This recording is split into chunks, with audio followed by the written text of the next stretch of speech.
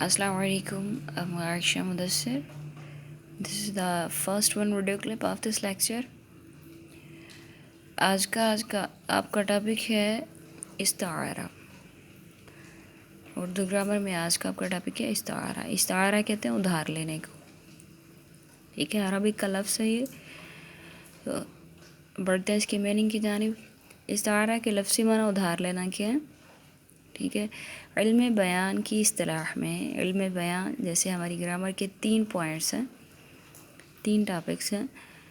जैसे टाइप्स हमारे इल्मुन नहव, इल्मुस सरफ़ और इल्मुल बयान।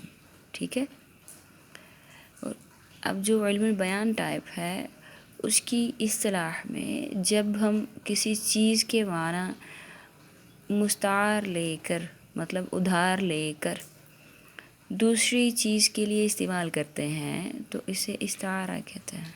ठीक है, जैसे हम लोग मनी लेके इस्तेमाल करते हैं ना, तो हम क्या करते हैं, उस मनी को, उस रकम को मुस्तार लेते हैं। मुस्तार का मतलब उधार ली हुई, उधार ली गई। ठीक है, जैसे अब उसकी मिसाल है, माँ ने कहा मेरा चांद स्कूल से आ गया है। बाप ने कहा मेरा बेटा रुस्तम है।